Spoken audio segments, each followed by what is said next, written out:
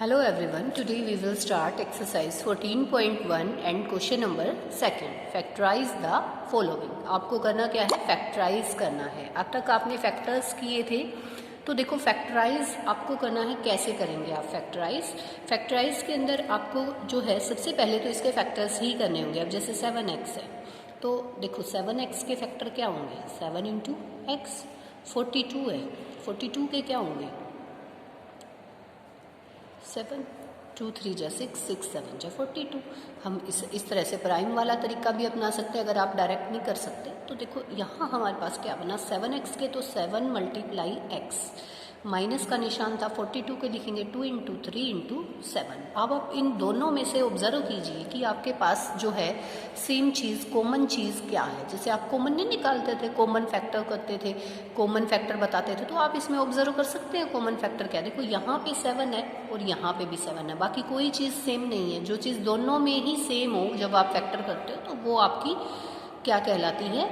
Common निकाल सकते हो. इसको 7 को आप कॉमन निकालो. ब्रैकेट के अंदर देखो यहाँ से 7 जब बाहर आ चुका है तो केवल x बच गया, माइनस का 2 इंटू 3 ये 6 बच गया. तो ये आपका फैक्टराइजेशन इस तरीके से आप लोग करेंगे. देखो एक दो क्वेश्चन और करते हैं, आपको समझ आ जाएगा. सेकेंड पार्ट है आपका 6p माइनस 12q. तो बेटा देखो आप ऐसे जैसे मैंने फर्स्ट में अलग अलग करा है, ऐसे करने की बजाय अगर इसी स्टेप में देखो यहाँ 6p का करिए. सबसे पहले 6p का करिए 2 इंटू 3 इंटू p, माइनस 12 का करेंगे तो 2 into 2 into 3 and q multiply by. तो आप ऐसे करें. ये तो देखो मैंने समझाने के लिए आपको थोड़ा सा बताया था अलग अलग. आप ऐसे करेंगे तो बहुत लेंथी चला जाएगा. केवल आपको कॉमन ही तो निकालना है ना.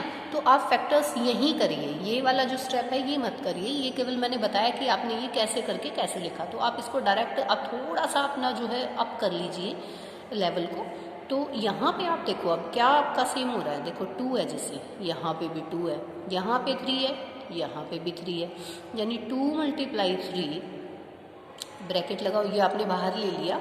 और यहाँ पे क्या बच गया? यहाँ से तो p, क्योंकि 2 और 3 दोनों आ चुके हैं. देखो दोनों में से वो चीज़ खत्म करते हैं, क्योंकि कॉमन निकाली है ना तो दोनों में से निकलेगी. तो यहाँ से भी 2 और 3 हट गया, p रह गया खाली. और यहाँ पे क्या रह जाएगा? 2q रह जाएगा. और 2 इंटू 3 यानी कि आपका 6, सो p माइनस 2q. ठीक है बेटा, ऐसे आप लोग करेंगे. ठीक है. अब देखो ऐसे मैंने अब ये जो है 2 टर्म वाले में किया है. अब एक फोर्थ पार्ट देखते हैं. थर्ड आप खुद से ट्राई करना. फोर्थ देखो, fourth minus 16z plus 20z cube. अब देखो माइनस 16z का करते हो minus 1 multiply 2 into 2 into 2 into 2, 2 2 जा 4, 4 2 जा 8, 8 2 जा 16, और इंटू में आपका z रहेगा प्लस का साइन. 20 का क्या रहेगा? 2 into 2 into 5 into z into z into z. 3 time आ जाएगा क्योंकि इसका क्यूब है तो 3 टाइम आ जाएगा. ठीक है. अब देखो यहाँ से कॉमन वाली चीज़ को सर्कल करते चलो. देखो माइनस 1 यहाँ है, यहाँ नहीं है तो इसको नहीं करेंगे. 2 है, जैसे ये वाला 2 है, और अगेन 2, तो यहाँ भी 2 है, सर्कल कर दिया मैंने. फिर इसके बाद जो है यहाँ पे 2 है, 2 है, यहाँ पे 5 है, लेकिन यहाँ पे 1 टाइम z है, यहाँ पे भी 1 टाइम z है. तो जो जो आपने सर्कल किए वो अंदर ब्रैकेट में नहीं लिखने, उनको आप बाहर लिखेंगे. देखो 2, लेकिन 2 बार नहीं लिखेंगे, दोनों का एक ही बार लिखेंगे. जैसे यहाँ 2 और ये 2 था तो 2 लिख दिया आपने. फिर ये वाला 2 और ये वाला 2 था तो 2 लिख दिया. और ये z और ये z लिख दिया. ब्रैकेट के अंदर क्या बच गया? माइनस ये 2 2 जा 4z. इसको पूरा कंप्लीट करके लिखते हैं. प्लस का निशान 5z स्क्वायर. अब इसको भी मल्टीप्लाई कर सकते हैं. क्या हो जाएगा? 4z and minus 4.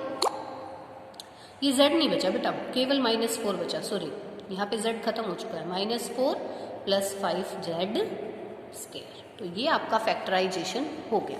मतलब जब तक आपका कॉमन आता है, जैसे आप सिंपलेस्ट में नहीं करते हो, कैंसिल आउट करते जाते हो, तो यहाँ पे भी जब तक आपका कॉमन आता है तब तक आप उसको उस लिमिट तक जो है बाहर निकालेंगे कॉमन, और जो अंदर चीज़ रह जाएगी तो आपका फैक्टराइजेशन बन जाता है. ठीक है. स्मॉलेस्ट से स्मॉलेस्ट उसका जो है फैक्टराइजेशन. जैसे प्राइम फैक्टराइजेशन करते हो तो उसका मतलब कब तक करते हो? जब तक कि मतलब आपके प्राइम फैक्टर्स वो डिवाइड होना बंद ना हो जाए किसी पे. तो यहाँ भी वही तरीका, मतलब कुछ पैटर्न तो अलग हुआ, क्योंकि ये अलजेब्रा है. यहाँ से तो हम क्या वो चीज़ कॉमन निकालेंगे, मतलब वो ज़्यादा से ज़्यादा जितना भी कॉमन निकल सकता है वो हम निकालेंगे, ठीक है।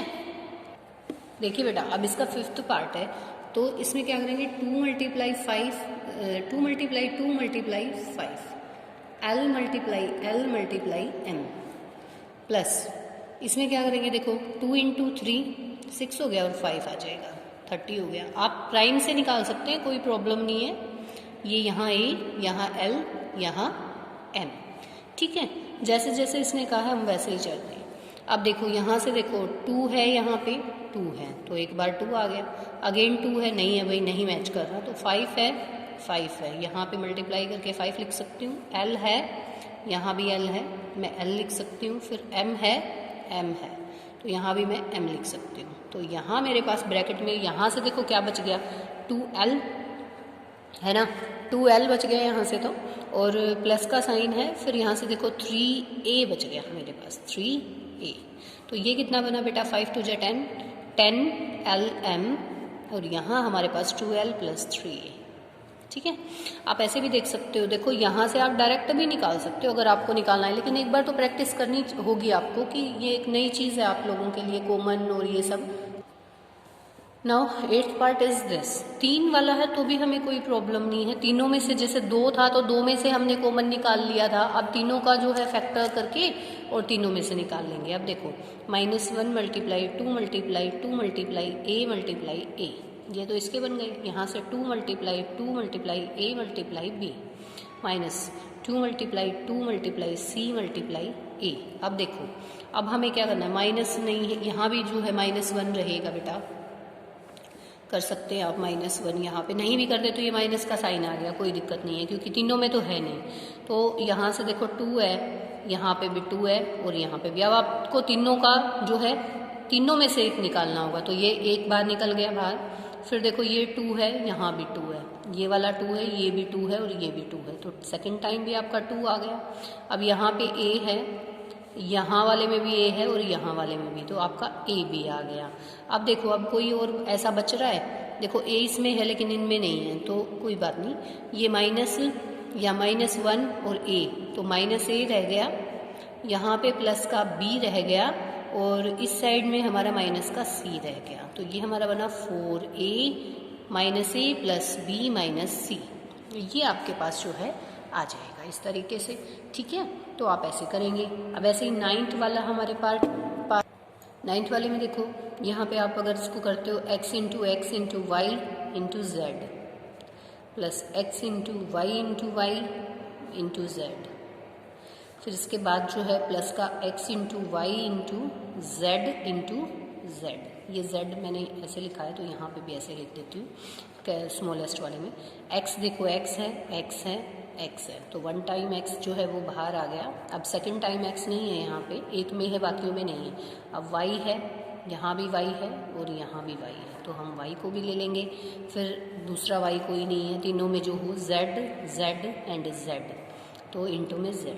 अब देखो यहाँ पे क्या बच गया, यहाँ से x बच गया, प्लस में यहाँ से y बच गया, प्लस में z बच गया, तो आपका x y z कॉमन आ गया और यहाँ x plus y plus z जो है वो आपका बच गया, ठीक है।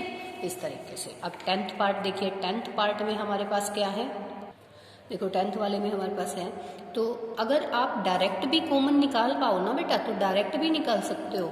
अदरवाइज देखो ये तो आपको करना होगा, ये मैं सब समझाने के लिए आपको कि आप हैबिचुअल हो जाएं इस चीज़ के।